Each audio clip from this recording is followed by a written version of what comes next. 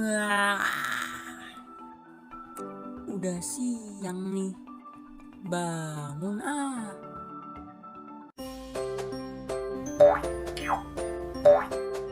Hai. Au. Bentar. Kayaknya sebelum kenalan kita harus ganti baju dulu deh. Kita hitung yuk. 1, 2, 3. Oke, assalamualaikum warahmatullahi wabarakatuh.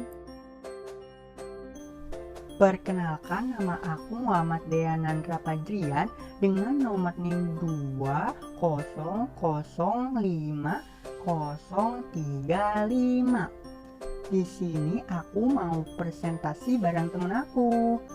Ada Halo, nama saya Pujasawa Anissa. Saya kelas 2D dengan NIM 2007144.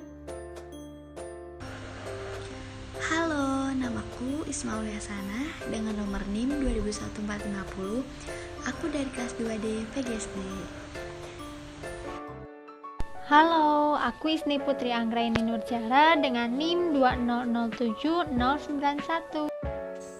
Halo, perkenalkan nama saya Septi Sulistiorini dengan NIM 2009093.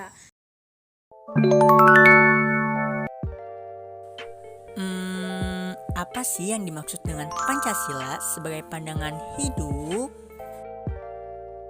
Pancasila sebagai pandangan hidup yaitu bahwa nilai-nilai yang terkandung dalam sila-sila Pancasila itu menjadi pedoman, arah, dan cita-cita dalam kehidupan bangsa Indonesia guna mencapai tujuan yang diharapkan. Apa sih manfaat Pancasila sebagai pandangan hidup bangsa?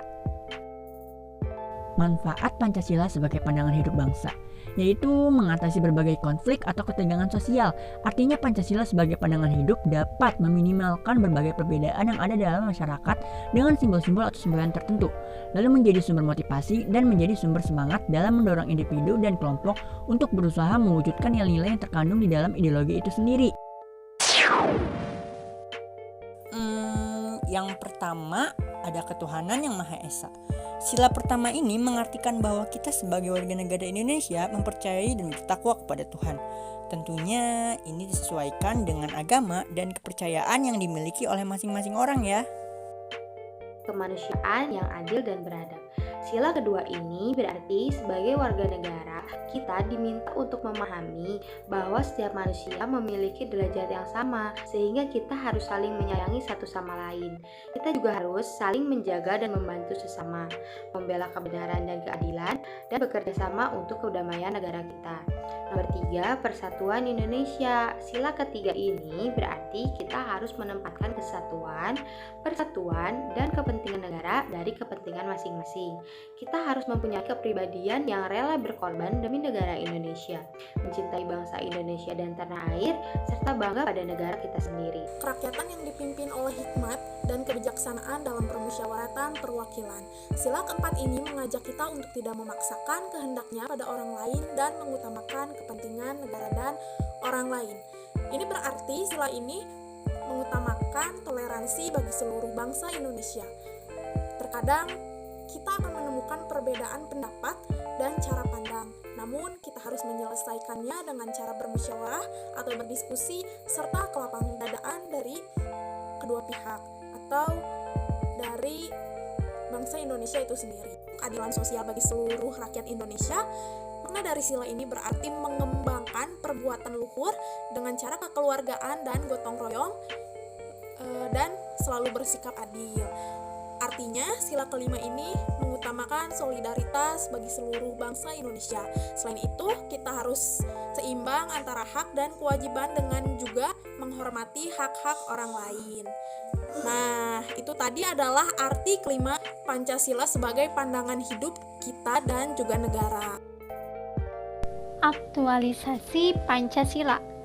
Sebelum kita masuk pada pokok bahasan, kita perlu tahu lebih dahulu apa makna sebenarnya dari aktualisasi tersebut. Menurut Kamus Besar Bahasa Indonesia, aktualisasi diambil dari kata aktual, yaitu betul-betul. ada terlaksana. Jadi, aktualisasi Pancasila adalah mengaplikasikan atau mewujudkan nilai-nilai Pancasila dalam kehidupan berbangsa dan bernegara. Pancasila sebagai dasar filsafat negara Indonesia mengandung konsekuensi setiap aspek dalam penyelenggaraan negara dan sikap dan tingkah laku bangsa Indonesia dalam bermasyarakat dan bernegara harus berdasarkan pada nilai-nilai Pancasila.